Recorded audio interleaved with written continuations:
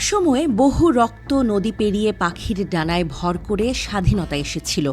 আজ সেই স্বাধীনতা রক্ষার প্রশ্নে উঠছে নতুন এক ভাবনার নাম জাতীয় সরকার। বাংলাদেশের রাজনীতির আঙিনায় হঠাৎ করেই আলোচনার কেন্দ্রবিন্দুতে উঠে এসেছে একটি পুরনো কিন্তু চেনা শব্দ, জাতীয় সরকার। বিভিন্ন টক শো, সংবাদ সম্মেলন আর রাজনৈতিক বক্তৃতায় এই শব্দটি যেন প্রতিধ্বনি তুলছে প্রতিনিয়ত। কেউ একে বলছে সংকট মোকাবেলার উপায়, কেউ আবার দেখছেন গণতন্ত্রের নতুন বিপদ হিসেবে। কিন্তু আসলে জাতীয় সরকার মানে কি? কেন এই সরকার গঠনের দাবি ওঠে? আর এর লাভ ক্ষতি বাড়তে দেয় কি ভবিষ্যৎ? প্রথমেই চলুন বুঝে নেই জাতীয় সরকারের মূল ধারণা। জাতীয় সরকার বলতে বোঝায় একটি এমন সরকার যেখানে দেশের প্রধান রাজনৈতিক দলগুলো একসাথে মিলেমিশে একটি শাসন ব্যবস্থা পরিচালনা করে। অর্থাৎ এটি একটি অন্তর্ভুক্তিমূলক ও ঐক্যভিত্তিক সরকার ব্যবস্থা। এখানে শাসনের কেন্দ্রে থাকে কেবল একটি দল নয়, বরং একাধিক রাজনৈতিক মতাদর্শ। প্রতিটি দলের প্রতিনিধিত্ব থাকে মন্ত্রিসভায়, আর সিদ্ধান্ত নেওয়া হয় সমঝোতার ভিত্তিতে। অনেক ক্ষেত্রেই একে বলা হয় ঐক্য সরকার। বিশ্ব ইতিহাসে জাতীয় সরকারের প্রথম নজির পাওয়া যায় যুক্তরাষ্ট্রে। পরে ফ্রান্স এবং 1931 সালে যুক্তরাজ্যে সর্বদলীয় সরকার গঠনের মাধ্যমে বিষয়টি নতুন মাত্রা পায়। সেই সময় দেশটি তীব্র অর্থনৈতিক সংকটে ভুগছিল। সমাধান হিসেবে আসে একটি সর্বদলীয় জাতীয় সরকার। তাহলে প্রশ্ন জাগে, জাতীয় সরকার কেন গঠিত হয়? এর প্রয়োজন দেখা দেয় সাধারণত জাতীয় দুর্যোগ, রাজনৈতিক অস্থিরতা, গৃহযুদ্ধ বা গভীর রাজনৈতিক সংকটে। উদাহরণ হিসেবে বলা যায় সুদান কিংবা লেবাননের কথা। গৃহযুদ্ধ, ধর্মীয় বিভাজন কিংবা অস্থির রাজনৈতিক পরিবেশের মাঝে এই দেশগুলো একাধিক দলের অংশগ্রহণে সরকার গঠন করে সংকট নিরসনের চেষ্টা করেছে।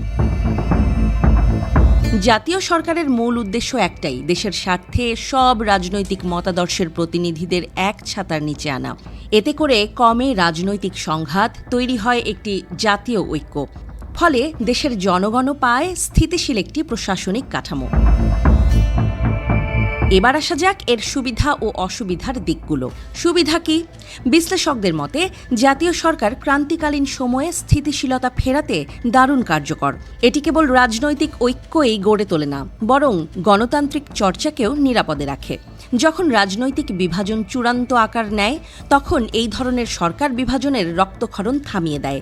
সব পক্ষকে নিয়ে সিদ্ধান্ত নেওয়ায় অনেক ক্ষেত্রেই জনগণের আস্থা ফিরে আসে শাসন ব্যবস্থার প্রতি।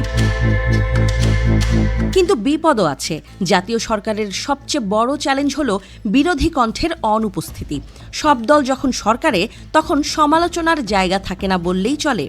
ফলস্বরূপ সরকারের ভেতরের ভুল বা দুর্বলতা চিহ্নিত হওয়া কঠিন হয়ে পড়ে। আবার মতাদর্শগত পার্থক্য থাকায় গুরুত্বপূর্ণ সিদ্ধান্ত নিতে সময় লাগে, কখনো কখনো জটিলতা বাড়ে। কিছু বিশ্লেষক বলছেন, দীর্ঘমেয়াদে এটি গণতন্ত্রে ভারসাম্যহীনতাও সৃষ্টি করতে পারে।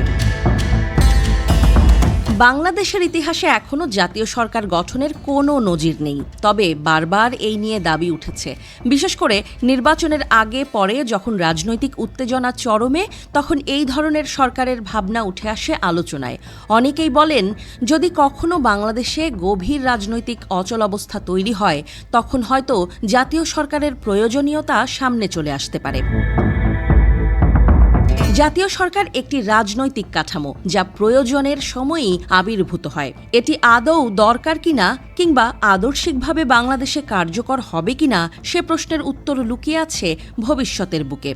তবে এটা নিশ্চিত, রাজনৈতিক সংকটে এটি হতে পারে একটি আলোচিত সমাধান বা আরও একটি বিতর্কের জন্ম।